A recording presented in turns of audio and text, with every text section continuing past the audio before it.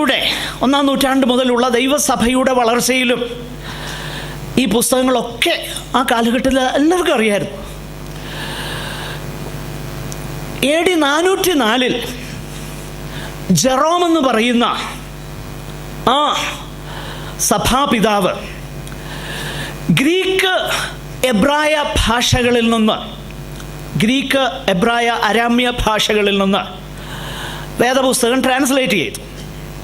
അന്നത്തെ സാധാരണക്കാരന് മനസ്സിലാകുന്ന ഭാഷയെന്ന് പറയുന്നത് ലത്തീൻ ഭാഷയായിരുന്നു യൂറോപ്പിൽ. ആ ലത്തീൻ ഭാഷയിലേക്ക് പരിഭാഷ ചെയ്ത AD 404 ജെറോം എന്ന സഭാപിതാവ് പരിഭാഷ ചെയ്ത ആ പുസ്തകത്തിന് വിളിക്കുന്ന പേരാണ് ലാറ്റിൻ വൾഗേറ്റ്, ലത്തീൻ വൾഗേറ്റ് എന്ന് പറയും. ഈ വേദപുസ്തകം ജെറോം ട്രാൻസ്ലേറ്റ് ചെയ്തപ്പോൾ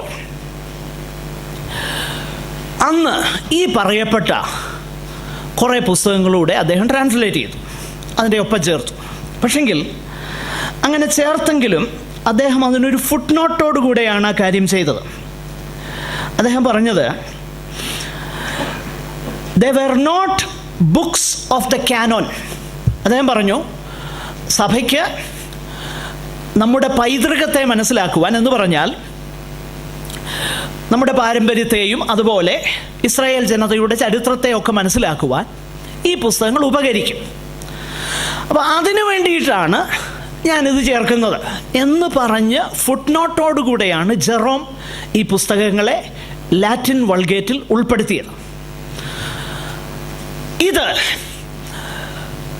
നവീകരണത്തിൻ്റെ സമയം വരെ പൊതുവെ വേദപുസ്തകത്തിൻ്റെ ഭാഗമായിരുന്നു. അതായത് ഞാൻ മുമ്പേ പറഞ്ഞതാകുന്ന 400 വർഷങ്ങളുടെ ആ ഗ്യാപ്പിൽ രചിക്കപ്പെട്ട ഈ പുസ്തകങ്ങൾ 16-ാം നൂറ്റാണ്ടിൽ മാർട്ടിൻ ലൂതറിൻ്റെ നേതൃത്വത്തിൽ നവീകരണം ഉണ്ടാകുന്ന സമയം വരെ വേദപുസ്തകത്തിൻ്റെ ഒരു ഭാഗമായിട്ട് എന്ന് പറഞ്ഞാൽ വിശുദ്ധ തിരുവെഴുത്തുകളുടെ ഭാഗമായിട്ട് ട്രാൻസ്ലേറ്റ് ചെയ്തവർ അതിനെ കരുതിയില്ലെങ്കിലും കത്തോലിക്ക സഭയുടെ കറപ്ഷനിൽ അവർ ഇതിനെ തിരുവെഴുത്തിൻ്റെ ഭാഗമായിട്ട് അങ്ങ് അംഗീകരിച്ചു. അല്ലെങ്കിൽ അവർ അതിന് പഴയ നിയമ തിരുവെഴുത്തിന് കൊടുക്കുന്ന പ്രാധാന്യം കൊടുത്തു വന്നു, ഭാഗമാക്കിയിട്ടില്ല, അതുവരെ ഭാഗമാക്കിയിട്ടില്ല. എന്നാൽ 16-ാം നൂറ്റാണ്ടിൽ മാർട്ടിൻ ലൂതറിൻ്റെ സമയത്ത് ഉണ്ടായതാകുന്ന നവീകരണം, ഈ നവീകരണത്തെ, അവരുടെ ആ മൊത്തം ഉപദേശത്തെ ഞാൻ ആ കാര്യം പറഞ്ഞ് അവസാനിപ്പിക്കാം പെട്ടെന്ന്. 5 സെൻറ്റൻസുകൾ, എനിക്കറിയാം ഇതൊക്കെ അല്പം അക്കാഡമിക്കാണ്, എന്നാൽ എനിക്കതറിയാം, ആ കാര്യം മനസ്സിലാക്കാൻ അല്പം ബുദ്ധിമുട്ടാണ്. ശ്രദ്ധിച്ചില്ലെങ്കിൽ അതൊക്കെ അറിഞ്ഞുകൊണ്ട് തന്നെ ഞാനിത് പറയുന്നത്, എങ്കിലും ഒന്ന് ശ്രദ്ധിച്ചോളൂ, അത്യാവശ്യമുള്ള കാര്യങ്ങളെ ഞാൻ പറയുന്നുള്ളൂ. നവീകരണത്തെ 5 വാചകങ്ങളിൽ ക്രോഡീകരിക്കാൻ കഴിയും. 5 ലാറ്റിൻ ഫ്രേസസ് ആണത്. അതിങ്ങനെയാണ്, കാണാതെ പഠിച്ചില്ലെങ്കിലും കുഴപ്പമില്ല, ഞാനങ്ങ് പറയാം. സോളാ സ്ക്രിപ്ചറ, സോളാ ഫിദെ, സോളാ ഗ്രേഷ്യ, സോളസ് ക്രിസ്റ്റസ്, സോളി ഡിയോ ഗ്ലോറിയ. 5 കാര്യങ്ങൾ. ഒന്ന്, സോളാ സ്ക്രിപ്ചറ, ബൈ സ്ക്രിപ്ചർ എലോൺ.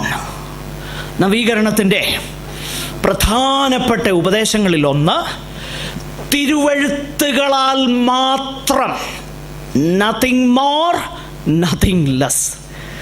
ഒന്നും കൂടുന്നില്ല, ഒന്നും കുറയുന്നില്ല. സോളാ സ്ക്രിപ്ചറ. 2, സോളാ ഫിദെ, വിശ്വാസത്താൽ മാത്രം മനുഷ്യൻ്റെ ഒരു പ്രവൃത്തിയും ദൈവത്തിൻ്റെ കരുണ മനുഷ്യനോട് കാണിക്കുന്നതിൻ്റെ ഭാഗമാകുന്നില്ല, വിശ്വാസത്താൽ മാത്രം. 3, സോളാ ഗ്രേഷ്യ, മനുഷ്യൻ്റെ നീതി പ്രവൃത്തിയല്ല, ദൈവത്തിൻ്റെ കൃപയാൽ മാത്രം, ബൈ ഗ്രേസ് അലോൺ. 4, സോളസ് ക്രിസ്റ്റസ്, മറ്റാരുമില്ല ഒരു മധ്യസ്ഥനുമില്ല, ഒരു പുണ്യവാളന്മാരുമില്ല, ആരും മധ്യസ്ഥരാകേണ്ട. യേശു ക്രിസ്തു എന്ന ഏക മധ്യസ്ഥൻ മാത്രം. സോളാ ക്രിസ്റ്റസ്, സോളി ഡിയോ ഗ്ലോറിയ. As a result of this, glory to God alone. മഹത്വം മുഴുവൻ ആർക്ക്? ദൈവത്തിന്. അപ്പോൾ ഈ ഉപദേശവുമായിട്ടാണ് നവീകരണം സഭയിലേക്ക് വന്നത് മാർട്ടിൻ ലൂതറിൻ്റെ കാലത്ത്. ഈ നവീകരണത്തിൻ്റെ ഉപദേശം ഒരഗ്നി പോലെ കത്തിപ്പടരാൻ തുടങ്ങിയപ്പോൾ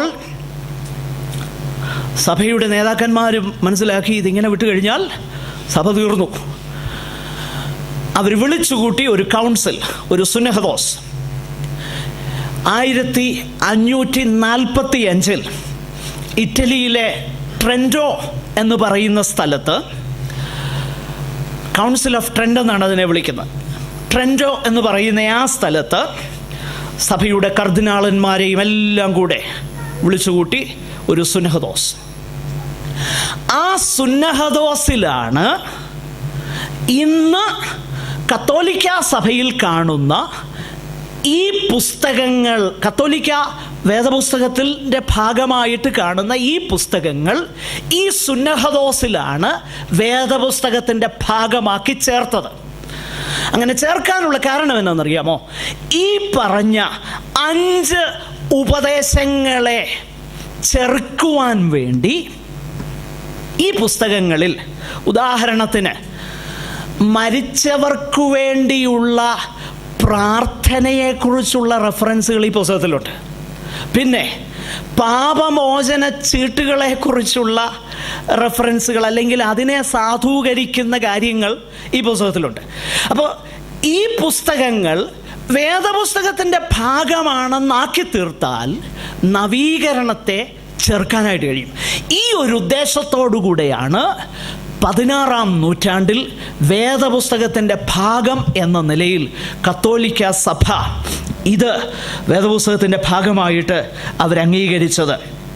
എന്നാൽ നമ്മളൊരു കാര്യം മനസ്സിലാക്കണം, ഈ പുസ്തകങ്ങളിൽ വേദപുസ്തകത്തിൻ്റെ ഉപദേശത്തിന് നിരക്കാത്തതും ചരിത്രപരമായിട്ട് നിലനിൽക്കാത്തതുമാകുന്ന ഒരുപാട് കാര്യങ്ങളുണ്ട്. ഇതൊരിക്കലും ദൈവവചനത്തിൻ്റെ ഭാഗം ആയിരുന്നില്ല. പ്രിയരെ, ഞാൻ പറഞ്ഞു വരുന്നതിൻ്റെ താല്പര്യം, ഇങ്ങനെയുള്ളതാകുന്ന ഓൺസ്ലോട്ട് എല്ലാം ഉണ്ടായിട്ടും ഈ പുസ്തകം നിലനിന്നു. ഈ വിശ്വാസം ഇന്ന് നിലനിൽക്കുന്നു. അത് തന്നെ തെളിവാണ് ഇത് ദൈവത്തിൻ്റെ വചനമാണെന്ന്. ഒരിക്കലൊരാൾ പറഞ്ഞു, 100 വർഷങ്ങൾക്കുള്ളിൽ ഈ പുസ്തകം മ്യൂസിയത്തിൽ മാത്രം അന്വേഷിച്ചാൽ കാണും എന്ന് പറഞ്ഞു. അങ്ങേര് മരിച്ചു. 50 വർഷങ്ങൾക്കുള്ളിൽ അയാൾ താമസിച്ചിരുന്ന അതേ വീട് വിലയ്ക്ക് വാങ്ങി ബൈബിൾ സൊസൈറ്റിയുടെ ഓഫീസാക്കി അതിനോട് ചേർന്ന പ്രസ്സിൽ നിന്നും യൂറോപ്പിൽ ദൈവവചനം പബ്ലിഷ് ചെയ്തു. ഈ പുസ്തകം ഇന്നും ചത്തിട്ടില്ല. ഇത് ജീവനുള്ള ദൈവത്തിൻ്റെ വചനമാണ്. ഇത് അസ്ഥിമജ്ജകളെയും സന്ധികളെയും വിടുവിക്കുന്നത് വരെ തുളച്ച് ചെല്ലുന്നതുമാണ്. ഇതിൽ പറയുന്ന ഉപദേശം സകലവും സത്യമാണ്. ഇത് മുഴുവൻ അംഗീകരിപ്പാനും അനുസരിപ്പാനും നമ്മൾ ബാധ്യസ്ഥരാണ്. ഇത് ദൈവത്തിൻ്റെ വാക്കുകളാണെന്ന് തിരിച്ചറിഞ്ഞ് അതിനു വിധേയപ്പെടുന്ന, അതിനും ഭയപ്പെടുന്ന, അതിന് തങ്ങളെ തന്നെ ഏൽപ്പിച്ചു കൊടുക്കുന്ന മനുഷ്യൻ ഭാഗ്യവാൻ. അവൻ്റെ ജീവിതത്തിൽ അത് കാണാൻ തുടങ്ങും. ആകയാൽ ഈ തിരുവചനത്തിന് മുൻപാകെ നമുക്ക് നമ്മെ തന്നെ ഏൽപ്പിക്കാം. ദൈവം ഈ വചനങ്ങളാൽ നമ്മെ സഹായിക്കട്ടെ. ഈ പുസ്തകത്തിന് മനുഷ്യനിൽ വരുത്തുവാൻ കഴിഞ്ഞ മാറ്റം പോലെ വേറെ ഒരു പുസ്തകത്തിനും കഴിഞ്ഞിട്ടില്ല. ഇന്നും ഈ പുസ്തകം വായിക്കുമ്പോൾ നമ്മുടെ വ്യക്തിപരമാകുന്ന അനുഭവം ഒന്ന് ചിന്തിച്ച് നോക്കൂ. ദൈവം തന്നെ നമ്മോട് സംസാരിക്കുന്നത് തിരിച്ചറിയാൻ നമുക്ക് കഴിയുന്നില്ലേ? ദൈവത്തിൻ്റെ പരിശുദ്ധാത്മാവ് ഇന്നും ഈ പുസ്തകത്തിൽ കൂടെ നമ്മോട് സംസാരിക്കുന്നു എന്നുള്ളത് നമ്മുടെ ഉള്ളിൻ്റെ ഉള്ളിൽ നമ്മുടെ നിർണയമാണ്, നമ്മുടെ തിരിച്ചറിവാണ്. ആകയാൽ ഈ ഉപദേശങ്ങളെ കേട്ടു ചെയ്യുന്ന ഏവനും ബുദ്ധിയുള്ള മനുഷ്യനോട് തുല്യനാകും. പാറമേൽ അടിസ്ഥാനമിട്ട വീട് പണിത ബുദ്ധിയുള്ള മനുഷ്യനോട് തുല്യനാകും. എന്നാൽ ഇതിനെ കേട്ട് ചെയ്യാത്തവൻ ബുദ്ധിഹീനനാകുന്ന ആ മനുഷ്യനെ പോലെ ഇരിക്കും. കേൾക്കുക മാത്രം ചെയ്യുന്നവർ ഒത്തിരി നാൾ കേൾക്കുക മാത്രം ചെയ്യുന്നു എങ്കിൽ, അനുസരിക്കുന്നില്ല എങ്കിൽ ഈ മലവെള്ളപ്പാച്ചിൽ വന്നടിക്കുമ്പോൾ പെട്ടെന്ന് വീണുപോകും. എന്നാൽ കേട്ടനുസരിക്കുന്നവൻ ഉറച്ചു നിൽക്കും. കാരണം അവൻ്റെ അടിസ്ഥാനം ഈ ഉറപ്പുള്ള പാറമേലാണ്. ദൈവം ഈ വചനത്താൽ നമ്മെ അനുഗ്രഹിക്കട്ടെ. നമുക്ക് പ്രാർത്ഥിക്കാം. സഹോദരന്മാർ, ഒരാൾക്ക് പ്രാർത്ഥിച്ച